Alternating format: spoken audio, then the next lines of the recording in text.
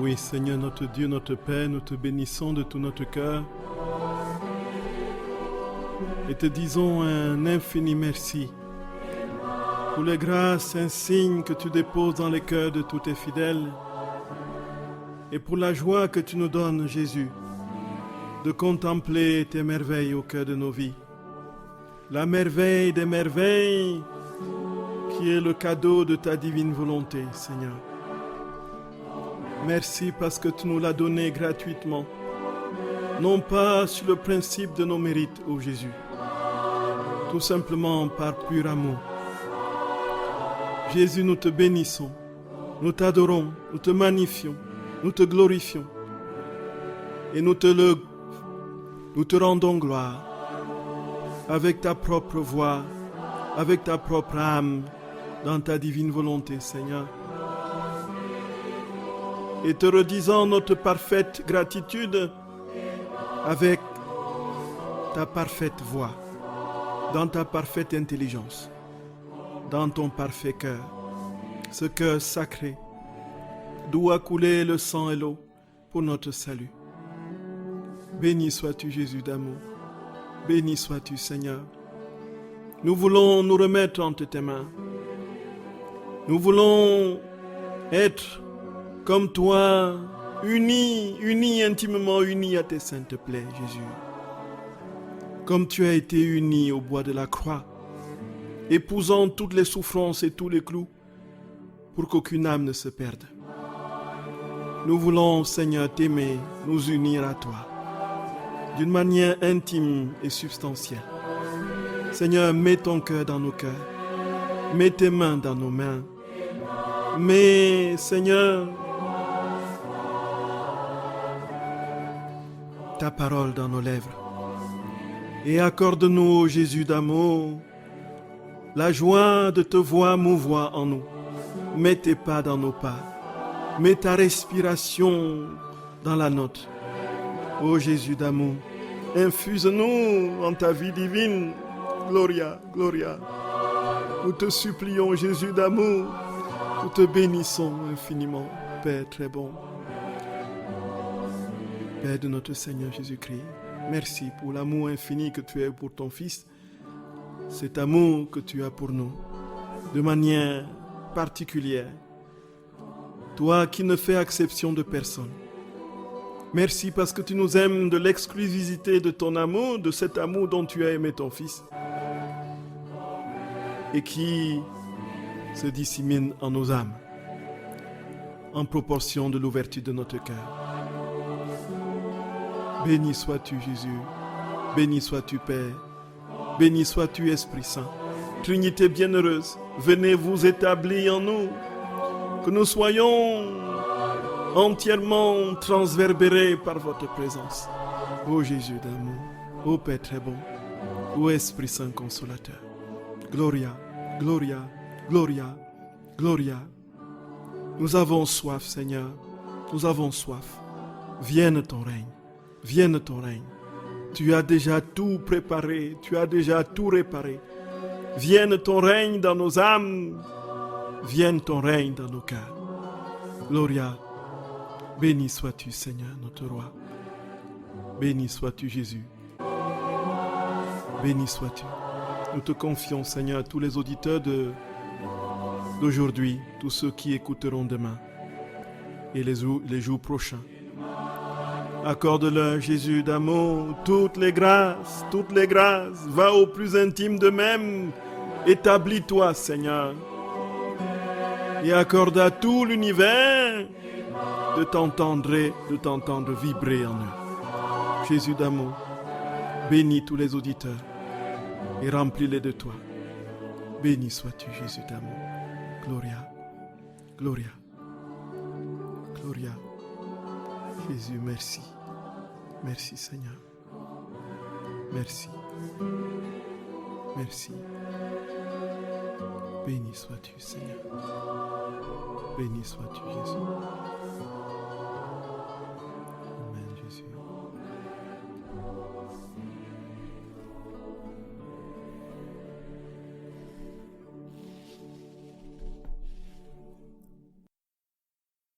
Chers frères et sœurs bien-aimés, vous êtes sur la radio de la Divine Volonté, la radio de l'Association française Luisa Picaretta.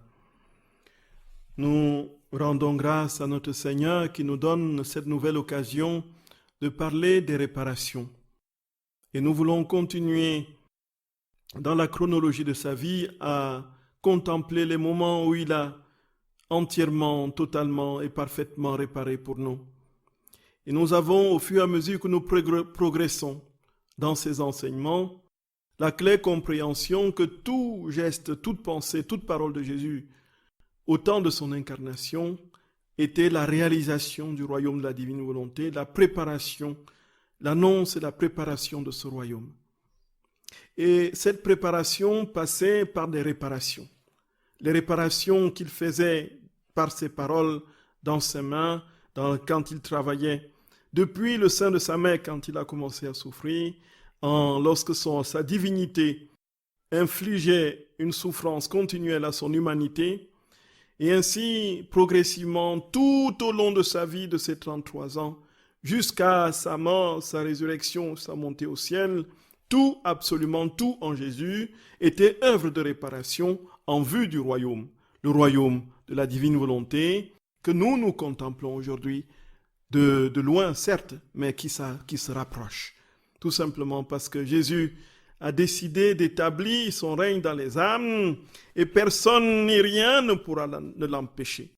C'est pourquoi, frères et sœurs d'amour, nous rendons un éternel gloire à Dieu, à Jésus notre Seigneur, à son Père et à l'Esprit Saint pour l'établissement de leur règne dans nos âmes et dans nos cœurs, puisqu'il nous l'a promis et que nous lui avons demandé dans le Notre Père.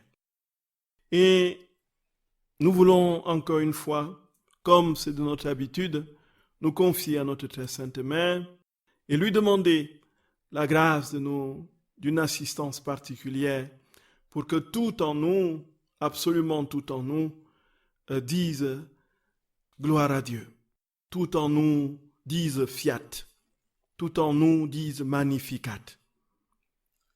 Oui, très sainte Mère, unis-nous à ton Fils. Au nom du Père et du Fils et du Saint-Esprit. Amen. Au nom de tous et pour tous dans ta divine volonté, Seigneur, nous te prions. Notre Père qui es aux cieux, que ton nom soit sanctifié, que ton règne vienne, que ta volonté soit faite sur la terre comme au ciel. Donne-nous aujourd'hui notre pain de ce jour. Pardonne-nous nos offenses, comme nous pardonnons aussi à ceux qui nous ont offensés, et ne nous laisse pas entrer en tentation, mais délivre-nous du mal. Je vous salue Marie, pleine de grâce, le Seigneur est avec vous. Vous êtes bénie entre toutes les femmes, et Jésus, le fruit de vos entrailles, est béni. Sainte Marie, Mère de Dieu, priez pour nos pauvres pécheurs, maintenant et à l'heure de notre mort. Amen. Je vous salue Marie, pleine de grâce, le Seigneur est avec vous. Vous êtes bénie entre toutes les femmes, et Jésus, le fruit de vos entrailles, est béni. Sainte Marie, Mère de Dieu, priez pour nos pauvres pécheurs, maintenant et à l'heure de notre mort. Amen. Je vous salue Marie, pleine de grâce, le Seigneur est avec vous. Vous êtes bénie entre toutes les femmes, et Jésus, le fruit de vos entrailles, est béni. Sainte Marie, Mère de Dieu, priez pour nos pauvres pécheurs, maintenant et à l'heure de notre mort. Amen. Je vous salue Marie, pleine de grâce. Le Seigneur est avec vous. Vous êtes bénie entre toutes les femmes, et Jésus, le fruit de vos entrailles, est béni. Sainte Marie, Mère de Dieu, priez pour nos pauvres pécheurs, maintenant et à l'heure de notre mort. Amen.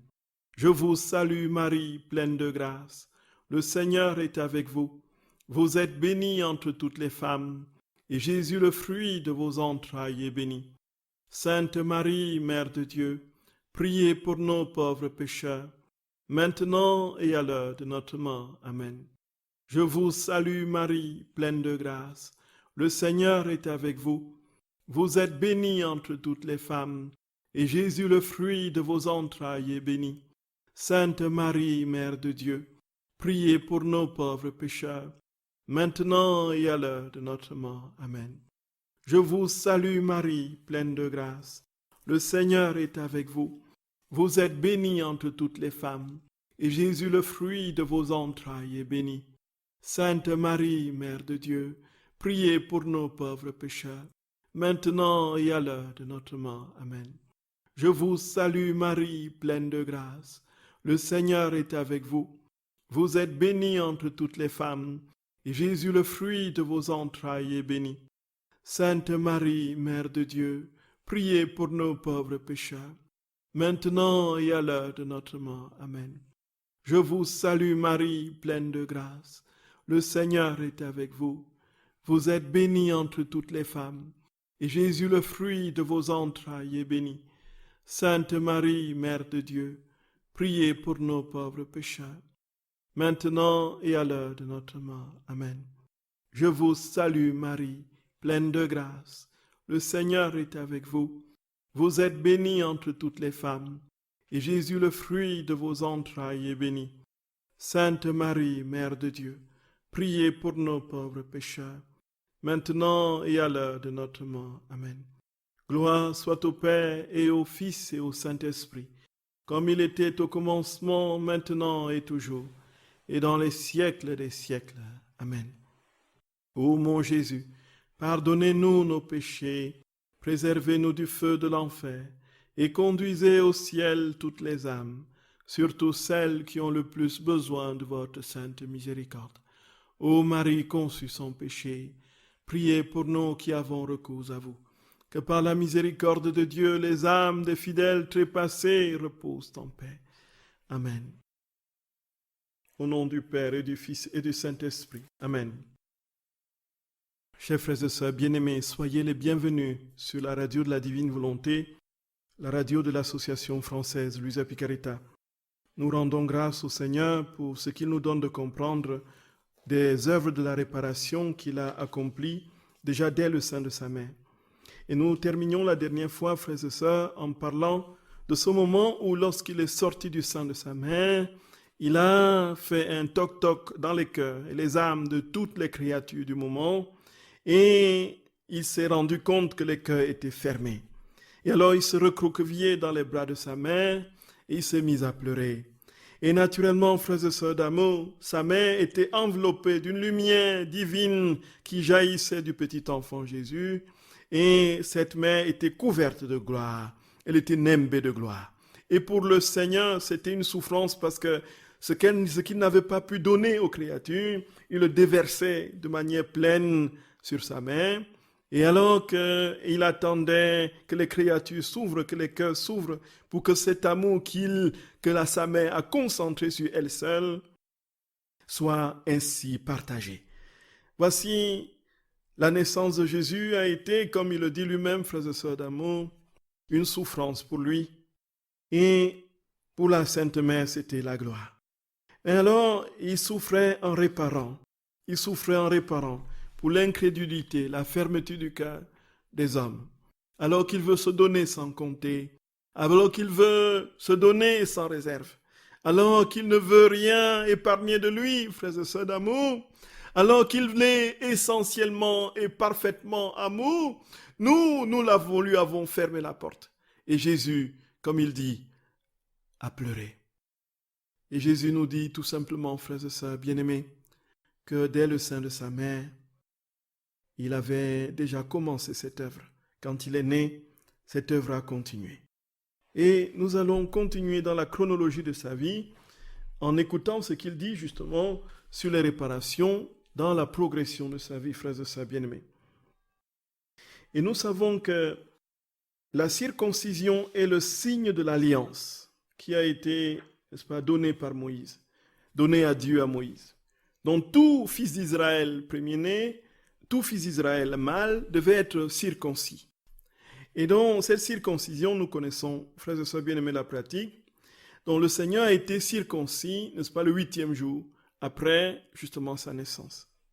Donc en fait, il se conformait en tout aux usages de la loi, aux usages des hommes, qui étaient en fait la manifestation de la volonté de son Père, pour une raison simple qu'il va nous expliquer.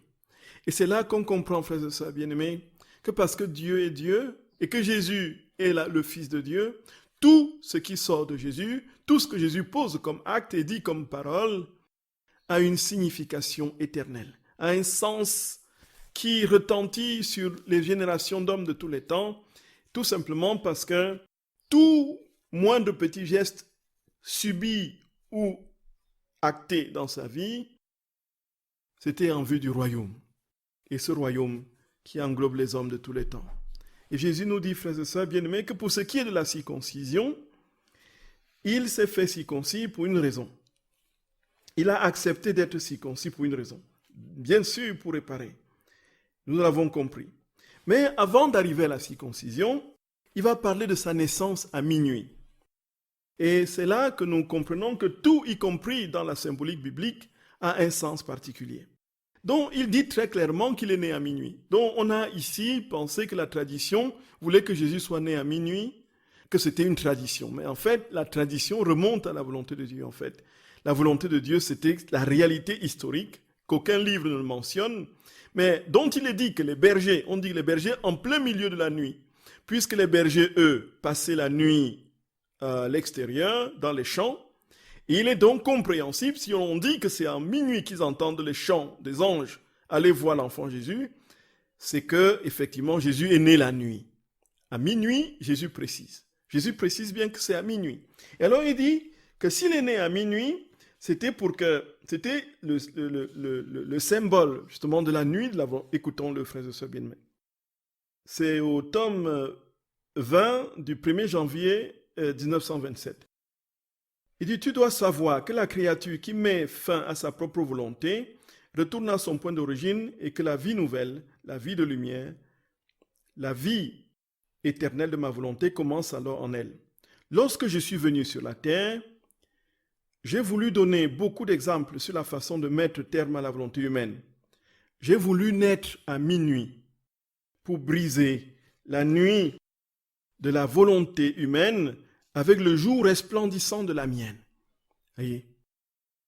Donc il a voulu briser la nuit de la volonté humaine par le jour de sa naissance. Le jour resplendissant de sa volonté divine. Et même si la nuit continue à minuit, dit Jésus, elle ne se termine pas. Elle n'est que le commencement d'un jour nouveau. Et mes anges, pour honorer ma naissance et montrer à tous le jour de ma volonté, à partir de minuit, ont réjoui la voûte des cieux avec de nouvelles étoiles et de nouveaux soleils pour transformer la nuit en lumière plus brillante que le jour. Ce fut l'hommage que les anges ont rendu à ma petite humanité, en qui résidait le plein soleil du jour de ma divine volonté. Et l'appel de la créature à venir dans sa pleine lumière. Tout petit encore, je me suis soumis. Voyez. Donc Jésus dit que il est né à minuit pour que la volonté humaine qui était dans la nuit, dans l'épaisse nuit, reçoive la lumière de sa divine volonté avec sa naissance. Puisque sa naissance apportait la divine lumière, la divine volonté dans la nuit de la volonté humaine. Et même si minuit est encore dans la nuit, c'était le commencement d'un jour nouveau. Donc minuit, c'est le commencement d'un jour nouveau. Et donc, il est né justement à minuit parce que le jour nouveau avait commencé par sa venue sur la terre et la manifestation alors pleine de sa divine volonté. Donc dans la nuit, même, frères et sœurs d'amour, dans la symbolique et le temps même de sa naissance, le l'horaire même de sa naissance, il est entré pour diffuser cette lumière divine dans la volonté humaine et donner ainsi à l'homme de recevoir, la possibilité de recevoir, frères et sœurs bien-aimés, la grâce insigne de sa vie divine. Et alors, dans cette nuit-là, quand il est né la nuit, il prenait sur lui l'obscurité de la ténèbre de la volonté humaine. Il communiquait en retour sa divine volonté. Il réparait. Dans ce mystère de substitution, la nuit est avancée, la nuit de la volonté humaine tire à sa fin avec mon arrivée. Et avec mon arrivée, c'est le nouveau jour qui commence. Et le jour de ma divine volonté dans les âmes. Gloria, Gloria, béni sois-tu Seigneur. Béni sois-tu, mon amour. Béni sois-tu, Jésus. Ensuite, Jésus dit que pour la circoncision, il a voulu bien se faire circoncire. Pourquoi? Il va nous l'expliquer. Tout petit encore, dit Jésus, je me suis soumis à la cruelle blessure de la circoncision qui m'a fait pleurer des larmes amères.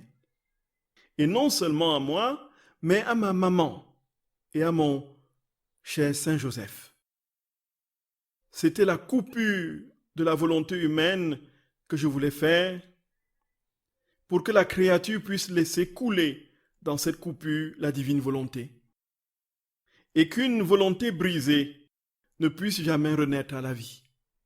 Sinon la mienne, qui avait coulé dans cette coupure, puis recommencer la vie. Voyons, frères et sœurs d'amour, comprenons bien. Jésus dit que la circoncision l'a amené à pleurer toutes les larmes de son cœur. Mais non seulement lui, mais aussi sa maman et son père, Joseph. Et donc, il dit que c'était la coupure de la volonté humaine qu'il faisait ainsi. Nous voyons que tout dans la divine volonté est un accomplissement. Encore une fois, la divine volonté n'est pas une rupture d'avec les pratiques de la rédemption. Et on aura l'occasion, frères et sœurs d'amour, d'insister là-dessus.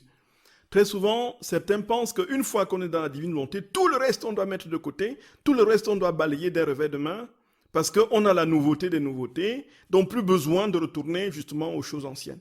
Et qu'est-ce qu'on appelle choses anciennes dans ce cas? C'est toutes les œuvres de la rédemption, toutes les grâces liées à la rédemption. C'est inouï d'arriver à un tel raisonnement, ou plutôt c'est destructeur. C'est inouï en matière de scandale et de destruction. Tout simplement, frères et sœurs bien-aimés, Jésus a bien voulu entrer dans la pratique de la circoncision parce qu'il accomplissait le troisième fiat dans la circoncision, l'acte de se faire circoncire, qui est un acte rituel de l'alliance et qui marque le corps, la chair profonde du petit garçon. Jésus dit qu'il mettait ainsi une coupure dans la volonté humaine pour que la volonté divine puisse s'y introduire. Donc tout, absolument tout, y compris, frères et sœurs d'amour, les gestes que on pouvait dire, Jésus, c'est pourquoi Jésus peut dire, je ne suis pas venu abolir, mais accomplir. Il aurait pu dire, bon, la circoncision, à quoi ça va me servir de toutes les façons, mais il y avait un sens profond à ça. Tout comme pour le baptême, Jésus n'avait pas péché, pourquoi il s'est fait baptiser? Voilà, frères et sœurs d'amour. Et ceci nous donne très clairement des leçons mémorables sur ce que c'est que la divine volonté. Ce n'est pas on n'entre pas dans la divine volonté dans une posture iconoclaste. Sinon, on dénature complètement le sens de ce que Jésus a voulu dire. Tout est dans l'accomplissement, dans la divine volonté. Et la circoncision de notre Seigneur coupait ainsi la volonté humaine et pour que la créature laisse couler dans cette coupure la divine volonté. Voyez. Donc en fait, c'est le couteau de celui qui circoncis, du prêtre qui circoncis, qui passe ainsi dans la volonté humaine. C'est le couteau du grand prêtre éternel, du Père céleste, de son Fils notre Seigneur, et qui passe dans nos âmes, qui circoncis nos âmes. Et dans nos âmes, qu'est-ce qu'il est en train de circoncire? Qu'est-ce qu'il est en train de scier? Ce couteau, il est en train de scier la volonté humaine. Et qu'est-ce qu'il y place? Et alors, il laisse couler la sève de la divine volonté, jusqu'à ce que la divine volonté, liquefie, infuse la volonté humaine en elle. Gloria, Gloria, béni sois-tu, Jésus d'amour. Béni sois-tu, Seigneur. C'est des leçons, frères et sœurs bien-aimés, mémorables, qu'on n'a pas l'habitude d'entendre ordinairement. Parce qu'à aucun autre saint, Dieu n'a révélé ces vérités de manière aussi lumineuse. Et Jésus donne la même explication avec plus de détails dans un autre texte au tome 20, toujours du 25 décembre 1926. Ce qu'on vient de lire était au 1er janvier 1927. Alors il dit, ma fille, dans la première époque de sa vie, en péchant, Adam a causé à son âme une blessure d'où est sortie la divine volonté. Et à sa place sont entrées les ténèbres, les misères et les faiblesses qui formaient le verre du bois de tous les biens de l'homme. Ainsi, s'il possède un bien quelconque en dehors de ma divine volonté, quels que soient ces biens, ils sont mangés par les vers, vermoulus, sans substance, et par conséquent sans force et sans valeur. Et moi, qui l'aime tant, dans les premiers jours de ma vie ici-bas, j'ai voulu me soumettre à la circoncision, souffrir une coupure très cruelle au point de m'arracher les larmes. Et par cette blessure, j'ai ouvert la porte à la volonté humaine pour la laisser entrer de nouveau dans la mienne, afin que ma blessure puisse guérir celle de la volonté humaine et enclore de nouveau l'homme dans mon divin fiat, qui le débarrasserait du ver, des misères, des faiblesses et des ténèbres. Et en vertu de mon fiat omnipotent, tous ces biens seraient refaits et restaurés.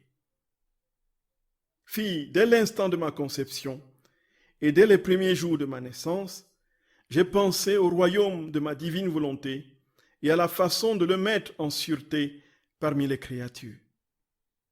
Mes soupirs, mes larmes, mes sanglots répétés ne cherchaient qu'à rétablir le royaume de mon fiat sur la terre. En fait, je savais que peu importe les biens que je pourrais lui donner, l'homme ne serait jamais heureux, que jamais il ne posséderait la plénitude des biens de sainteté, ni l'insigne de sa création qui le constitue roi et maître. Il est toujours l'homme serviteur, faible et misérable. Mais avec ma volonté et en la faisant régner en lui, je donnerai à l'homme d'un seul coup tous les biens, son palais royal et son règne perdu. Voyez, frères et sœurs d'amour, là c'est au tome 25 du 1er janvier 1929. Alors qu'est-ce que Jésus nous dit très clairement? Il nous dit que quand Adam a péché et est sorti de sa divine volonté, alors sa volonté a été corrompue. Elle a reçu, n'est-ce pas, la morsure cruelle du péché, et donc sa volonté a été remplie de verre. Sa volonté est restée sans consistance, sans substance. Sa volonté n'avait plus de force. Elle n'avait plus aucune valeur.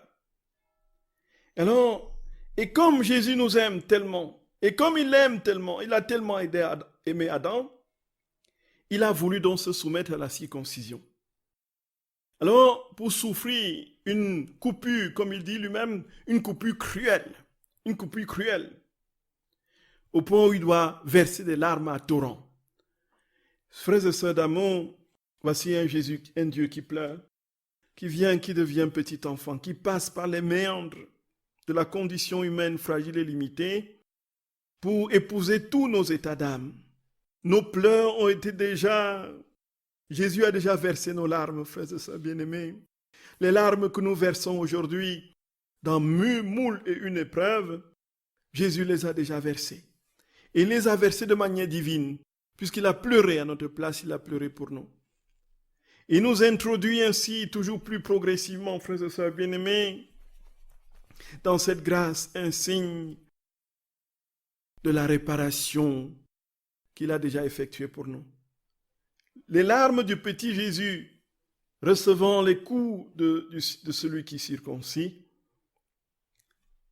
ce sont les larmes, frères et sœurs bien-aimés, que nous versons dans les épreuves, qui sont le décapage de notre volonté, puisque ce couteau, comme nous l'avons dit, ce couteau divin, ce scalpel, divin, parlons pas de couteau, ça, c'est moins... ce scalpel divin, voyez, ce bistouri divin qui opère en notre âme et en notre volonté, laisse ainsi rentrer la divine volonté. Frères et sœurs, cela nous fait comprendre une chose. Si Jésus nous dit que sa souffrance, sa douleur, pendant qu'il pleurait de la douleur de la circoncision, c'était la fente qui était ainsi placée dans la volonté humaine, cela veut dire concrètement que lorsque nous voulons quitter notre volonté, cela fait mal. Il y a une douleur, une souffrance inhérente au dépouillement. Nous ne pouvons pas nous détacher sans souffrance. Les ruptures sont toujours douloureuses. Les détachements sont toujours douloureux. Ils sont particulièrement... Et le Seigneur, la coupure, justement, en notre volonté, c'est justement cette opération que les épreuves réalisent en nous pour nous rendre toujours plus, comme Jésus l'explique à Luisa Picaretta, pour le rendre toujours plus disposé à accueillir la vie qui est la sienne. Les croix sont là pour peaufiner notre âme en les polissant, en les détachant de tout ce qui n'est pas Dieu, pour que Dieu se donne pleinement et se communique à perfection. Et ce faisant, frères et sœurs d'amour, nous entrons ainsi progressivement, avec certitude, joie et amour, dans l'abandon et la confiance. Tout simplement parce que lorsqu'il n'y a plus rien qui empêche notre âme d'être unie à celle du Créateur, c'est là alors que se réalise la joie parfaite. Et naturellement, le temps de la coupure, de la circoncision de notre volonté, c'est le temps du décapage, le temps du détachement. La circoncision de notre volonté, c'est ce moment où Dieu permet que nous traversions parfois des circonstances difficiles pour que nous soyons toujours plus humbles, plus petits, plus effacés, plus cachés. Notre vie, dit saint Paul, Colossiens 3:3, est désormais cachée avec le Christ en Dieu. Gloria, Gloria. Béni sois-tu, Seigneur notre roi. Béni sois-tu, Jésus. Béni sois-tu, Jésus d'amour. Béni sois-tu. Béni sois-tu. Et alors, frères et sœurs bien-aimés, Jésus est circoncis. Et une fois circoncis, il va naturellement grandir. Et la prochaine étape, c'est lorsque Hérode apprend qu'un roi est né. S'enquérant de la situation, il va être, dans sa fourberie, demander que les mages repassent par Jérusalem pour qu'il aille lui aussi adorer le roi.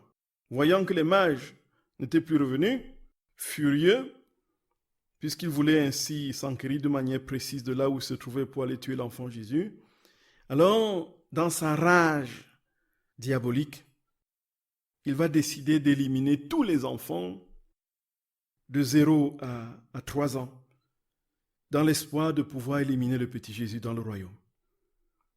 Et ainsi, frères et sœurs bien-aimés, les saints innocents, les saints innocents, les saints innocents. Et entre-temps, Jésus a été, par le songe de son père Joseph, évacué en Égypte. Et dans cette fuite en Égypte, encore une fois, Jésus donne un sens. Jésus explique pourquoi il est allé en Égypte, pourquoi il a fui pour aller en Égypte. Oh Seigneur mon roi, Seigneur mon roi, quand nous nous rendons compte, nous croyons que tu fais des choses inutiles, Seigneur. Parfois, tu nous donnes certaines grâces que nous jugeons inutiles parce que ça ne nous sert pas. Ou encore parce que nous ne sommes pas suffisamment au sommet de toi avec des grands charismes extraordinaires, de miracles, de guérisons en n'en plus fini, et pour que nous soyons applaudis et tout.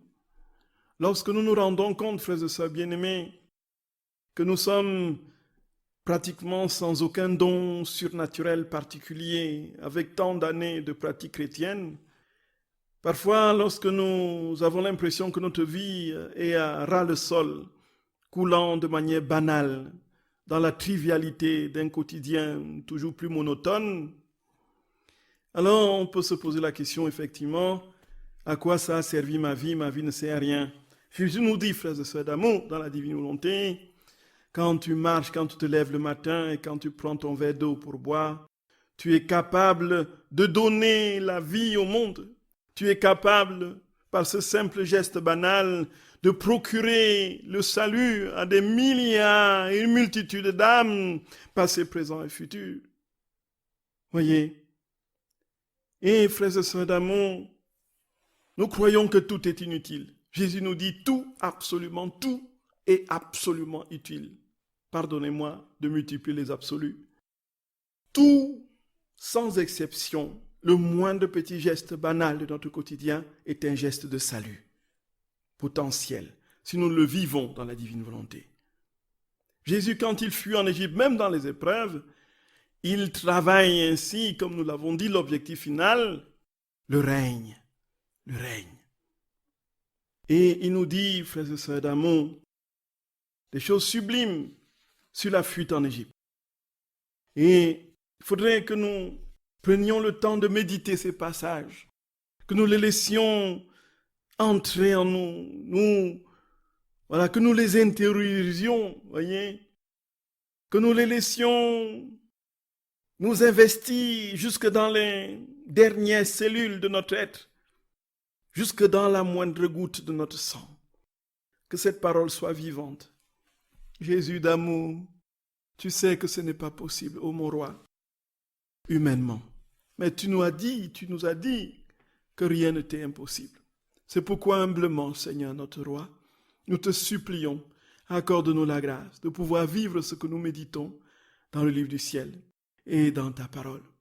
Donne-nous, Seigneur, de nous conformer à cette parole, de vivre en conséquence pour témoigner de toi et que l'humanité bénéficie de ta propre vie qui coule, qui dégouline de nos moindres petits gestes quotidiens.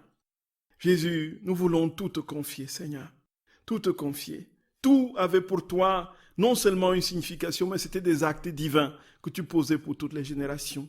Seigneur, nous en sommes loin, tu t'en rends compte. Aide-nous, Seigneur. Nous voulons vivre de cette vie.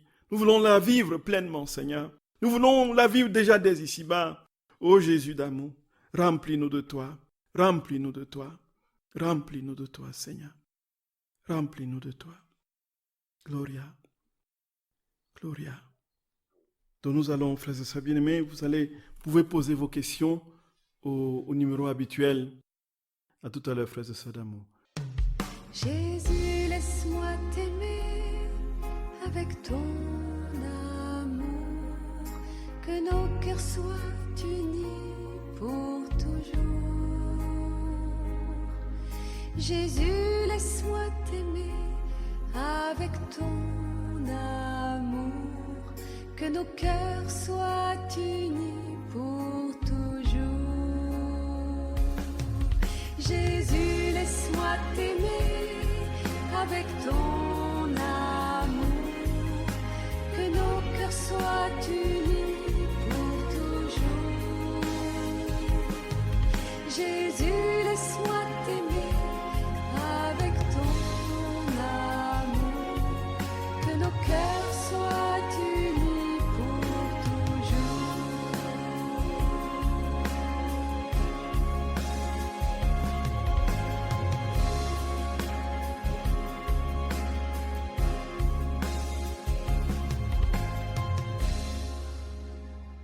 Chers frères et sœurs bien-aimés, vous êtes sur la radio de la Divine Volonté, la radio de l'association française Luisa Picaretta, dont nous remercions le Seigneur pour la grâce qu'il nous donne de comprendre que tout dans sa vie, y compris dans les moindres petits gestes, était la manifestation et l'accomplissement, frères et sœurs, de cette grande œuvre de réparation en vue du royaume. Et nous voulons lui dire de tout notre cœur merci. Alors, il y a donc deux questions que nous pouvons répondre maintenant. C'est au sujet de la multiplication des vies divines. Qu'est-ce que ça veut dire exactement? Les vies divines que l'on multiplie dans la divine volonté. Il ne s'agit même pas d'un raisonnement. Je vous l'ai dit, le raisonnement est simple. Ce n'est pas un raisonnement, c'est une évidence, dans le sens d'un constat. Dans la divine volonté, nous quittons le temps. Et où est-ce que nous allons? Nous allons dans l'éternité. Et c'est quoi l'éternité? C'est la vie de Dieu. Donc nous entrons en Dieu. Nous quittons le temps, nous sommes en Dieu. Et si nous sommes en Dieu, tout ce qui pourra jaillit de nous ne pourra être que Dieu, puisque nous sommes entièrement en lui. Quel exemple on pourrait prendre? Si on se noie dans un océan, nous pouvons nous agiter comme nous pouvons. Faisons tout ce que nous pouvons nous faire dans l'océan une fois noyés. Qu'est-ce qui sortira de nous? De nos bras quand nous allons tendre, de nos jambes quand nous allons agiter les jambes, quand nous allons, n'est-ce pas, souffler. Tout ce qui sortira de nous sera de l'eau. Il n'y aura que de l'eau qui sortira. Quand nous nous agiterons, c'est l'eau qui sortira. Il n'y a plus rien d'autre. Il n'y a pas de possibilité que la poussière ou les bouts de bois ou je ne sais pas trop quoi, le blé ou le raisin sortent de nous quand nous sommes noyés dans un océan. Si nous bougeons les bras, c'est l'eau qui sortira. Si nous bougeons les pieds, c'est l'eau qui sortira. Quand nous allons souffler, c'est l'eau qui sortira. Ainsi de suite. C'est exactement cela. La comparaison est pâle et même bancale. Quand nous sommes en Dieu, il n'y a plus donc Dieu qui peut sortir de nous, puisqu'il est pleinement, totalement en nous, nous sommes totalement en lui, et donc nous produisons des vies divines. Et comme en Dieu, le moindre petit geste que nous posons porte Dieu, parce que c'est lui qui les porte. Si c'est lui qui pose ses actes en nous, si c'est lui qui parle en nous, ce qui sort de notre bouche, ce sera sa parole. Et comme sa parole est lui-même, au commencement le Verbe était avec Dieu, le Verbe était Dieu. Comme sa parole, le Logos, est Dieu, ce qui sortira de sa bouche sera Dieu. Ce qui sortira de notre bouche sera Dieu. Et tout simplement parce que dans la divine volonté, la substance de Dieu, ce qui fait que Dieu est Dieu lui-même, qui le constitue comme tel, n'est pas différent de ses attributs. La substance est étroitement unie aux attributs dans la divine volonté. La divine volonté, c'est la plénitude de la vie même de Dieu, dans sa volonté unique. Et donc, comme il est pleinement, réellement, substantiellement présent et qui remplit notre être, et quand nous posons un acte, c'est donc son acte que nous posons, cet acte, c'est lui-même donc qui sort de nous. C'est un peu ça. Ça peut paraître compliqué, mais c'est la vérité. C'est Dieu lui-même qui fait son œuvre en nous, et donc en faisant son œuvre en nous, ses œuvres sont lui-même qui produit. Tout ce qui sort de nous, parce que c'est Dieu qui le fait, c'est Dieu qui sort de lui-même. Et donc se répand. Et puisqu'il est éternel, il se répand dans tout l'univers, il se répand dans toutes les générations, de toutes les époques, de tous les temps. Il accomplit ainsi l'œuvre de salut, de réparation, de rédemption, de sanctification. Et donc, quand nous sommes dans la divine volonté, le moindre petit geste que nous posons produit Dieu. Si nous demandons à Jésus de les poser en nous, Jésus sort effectivement de nous. Quand nous marchons, nous produisons des vies divines. C'est-à-dire que les vies de Dieu, puisque ce sont les pas de Dieu. Jésus a nos jambes, ce sont les jambes de Jésus désormais. Nos pieds, ce sont les pieds de Jésus. Il est dans nos pieds, nous marchons avec ses pieds. Ses pieds, quand ils se posent par terre, jaillissent des vies divines. Jaillissent, puisque c'est tout jaillit de lui. Tout est donc divinisé dans les moindres petites choses que nous. C'est dans l'essentiel, c'est que nous nous rappelions qu'il faut que nous l'invitions à poser cet acte en nous. Que nous l'invitions à faire le moindre petit geste, la moindre petite chose de notre quotidien en nous. Ce sont les actes actuels. Malheureusement, nous n'y pensons pas toujours. Moi en premier, voyez. C'est après qu'on dit, j'aurais dû commencer par là. Et tout est... Notre volonté, non seulement est fissurée, mais notre mémoire est complètement faible. Et là, nous ne pensons pas toujours demander à Jésus de venir la prendre. Voyez, c'est comme ça. Voilà où nous en sommes habituellement. Donc c'est ça, en fait, produit les vies divines.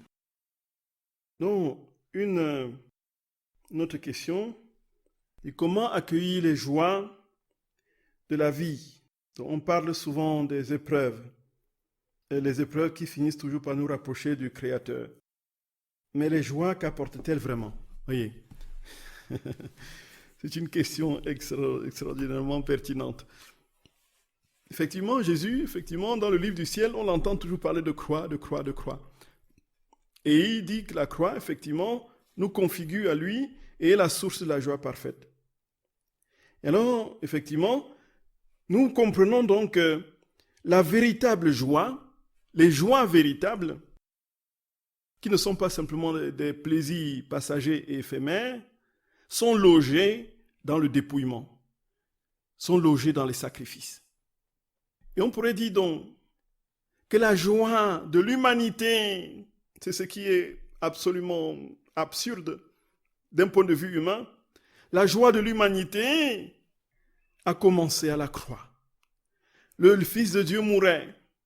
Le drame de la passion l'avait complètement anéanti à vue humaine. C'est alors que là, Dieu préparait la grande œuvre, la plus grande qui soit, l'œuvre du rachat de l'humanité, l'œuvre de la réconciliation du ciel et de la terre. Cette œuvre qui ouvrait désormais le ciel et donnait la possibilité aux âmes d'y accéder. Cette œuvre-là n'aurait pas été possible.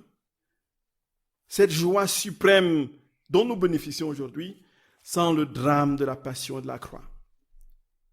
Les vraies joies sont cachées dans le dépouillement et le don total de nous-mêmes.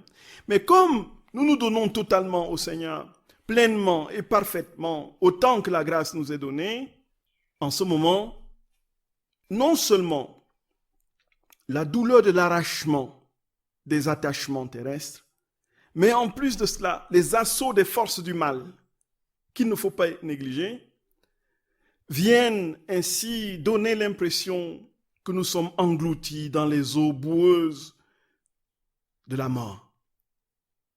Mais Jésus, en ce moment, au tréfonds de notre âme, prépare le grand jour de la résurrection, si nous sommes persévérants. Et si nous savons vivre ces épreuves dans cet accueil, dans cet abandon et dans ce dépouillement, en demandant que la volonté de Dieu soit faite. Donc on ne peut pas concevoir la joie chrétienne sans le signe de la croix. La joie véritable est là. C'est pourquoi Dieu l'a exalté. Voyez, il lui a donné le nom qui est au-dessus de tout nom, dit Saint Paul aux Philippiens, afin qu'au nom de Jésus, tout genou fléchisse au ciel, sur terre, aux enfers, et que toute langue proclame Jésus-Christ est Seigneur, à la gloire, à la louange de la gloire du Père. Mais auparavant, qu'est-ce qui est dit? Jésus descend d'abord dans la mort. Il descend dans notre condition humaine, il épouse notre condition jusqu'à la mort et la mort sur la croix. Et c'est un mouvement descendant et ascendant. Jésus descend dans les entrailles de la mort après des souffrances indescriptibles pour que la joie soit parfaite, définitive et retentisse dans tous les cœurs de tous les hommes de tous les temps. Revenons à une bas échelle dans ce que nous pouvons vivre. Moi, je me souviens, quand nous étions au lycée, on attendait le résultat du bac. On avait passé les nuits à travailler. Et à notre époque, nous étions chez nous pour le bac. Le rythme était particulièrement infernal. Et nous marchions à pied sur des kilomètres et des kilomètres et des kilomètres pour aller au lycée. Et après, on travaillait dur la nuit, on dormait parfois à 1h du matin pour mémoriser toutes les leçons. Et puis les professeurs étaient intraitables. Il ne fallait pas oublier une virgule quand on devait réciter une leçon d'histoire. Il fallait tout mémoriser, tout mémoriser. On passait des nuits. Je me souviens, c'était terrible. Et c'était éprouvant. Et le jour des résultats du bac, on était tous entassés là, devant le grand bâtiment de l'inspection, avec un grand micro qui annonçait, qui égrenait les noms des lauréats. Et on tend. Puis quand on arrivait à votre nom, on dit série A4 baccalauréat, série telle, mention telle. Vous voyez, il y a quelque chose de... C'est incroyable. Vous êtes comme saisi par une bombe de joie. On aurait dit que toute la joie du monde s'est concentrée sur vous. Votre cœur est tellement rempli et débordant de joie que vous vous roulez par terre, vous chantez, vous criez à tue-tête. Cette joie qui va durer des semaines et des semaines et des semaines. Vous voyez, mes très chers. Et cette joie n'était possible que parce que c'est une comparaison banale, terre à terre et platement insignifiante. Mais je le dis quand même. Cette joie n'était possible que parce qu'il y avait eu en amont tout ce travail terrible qu'on avait abattu. Et nous nous souvenions effectivement des jeunes qui passaient leur temps à courir avec les femmes, avec les jeunes filles, alors qui achetaient des beaux trucs parce qu'ils étaient riches et tout ça.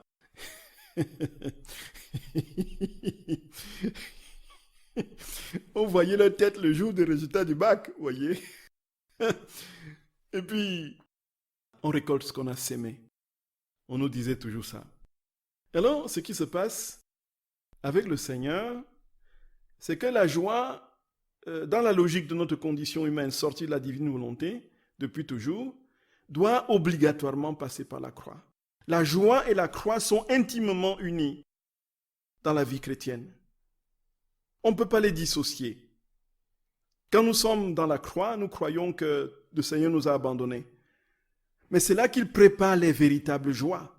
Quand elles éclateront, nous lui dirons merci pour les croix qu'il a permis que nous traversions. Nous ne pouvons pas le comprendre aujourd'hui. Il faut donc une entrée en profondeur du cœur de Dieu, surtout dans la divine volonté, pour mesurer l'ampleur et l'impact de la croix dans la vie de l'âme enamorée de son Créateur. Gloria, Gloria, béni sois-tu Jésus d'amour. Béni sois-tu Seigneur notre Maître. Nous avons confiance en toi Jésus. Nous te bénissons Père des pauvres. Nous te rendons grâce. Nous te disons un infini merci Seigneur pour tout ce que tu as fait pour nous et pour tout ce que tu continues de faire. Jésus, tu vois jusqu'où nous sommes pauvres et loin de toi, incapables de faire quoi que ce soit par nous-mêmes. Nous nous remettons entre tes mains, Seigneur, et te supplions humblement de nous donner un seul désir, de vivre en toi, pour que notre vie soit ta vie. Seigneur, nous te supplions humblement, remplis-nous de toi, Jésus, remplis-nous de toi. Et étends ton règne dans les créatures, Seigneur, et fais-nous vivre de ta vie. Jésus, je veux te confier dans ta divine volonté toutes les personnes en souffrance, toutes les personnes dans des situations de désarroi, qui vivent des situations particulièrement extrêmes.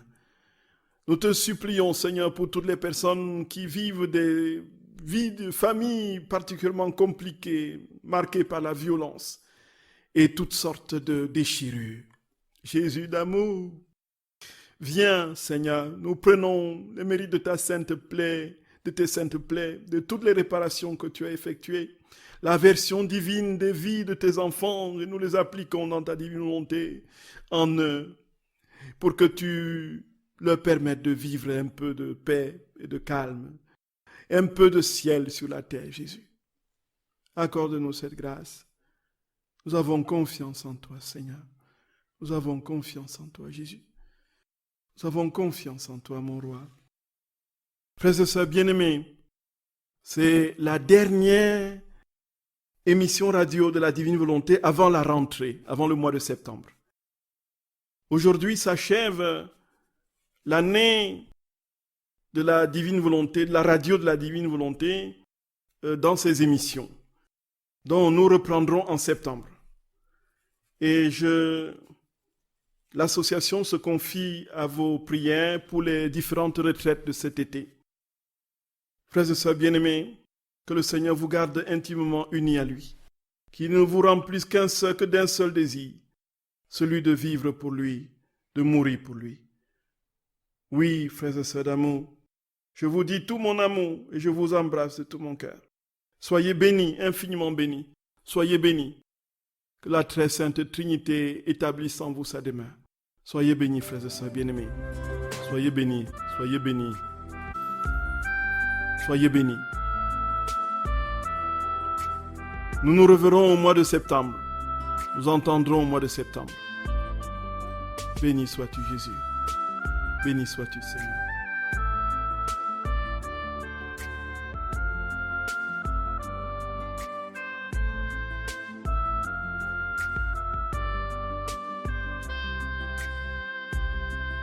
seul désir, c'est de vivre en toi, de te laisser grandir en moi, que ta vie soit ma vie.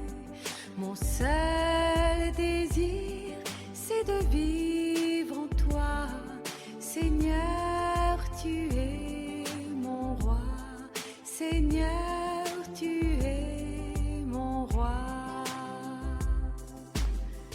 Que ton règne à jamais soit ma flamme, que j'attire à toi toutes les âmes. Oui, c'est mon seul désir. Mon seul désir, c'est de vivre en toi, de te laisser grandir en moi, que ta vie soit ma vie. Mon seul désir, c'est de vivre en toi, Seigneur, tu es mon roi, Seigneur, tu es mon roi. Faire venir ton royaume sur la terre, annoncer à chacun tes mystères. Oui, c'est mon seul désir.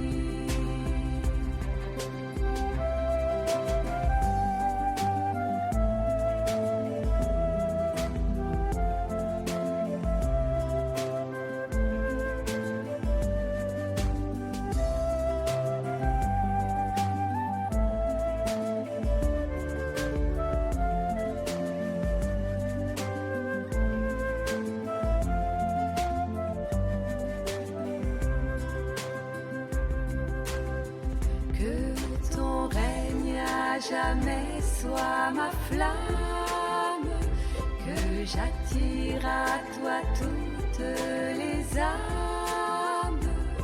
Oui, c'est mon seul désir. Mon seul désir, c'est de vivre en toi, de te laisser grandir en moi, que ta vie soit ma vie. Mon seul désir, c'est de vivre en toi, Seigneur, tu es mon roi, Seigneur, tu es mon roi.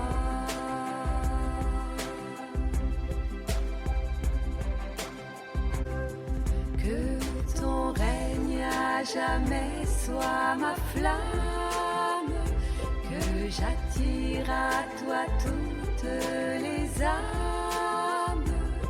Oui, c'est mon seul désir. Mon seul désir, c'est de vivre en toi, de te laisser grandir en moi, que ta vie soit ma vie. Mon seul désir, c'est de vivre en toi, Seigneur, tu es mon roi, Seigneur, tu es mon roi.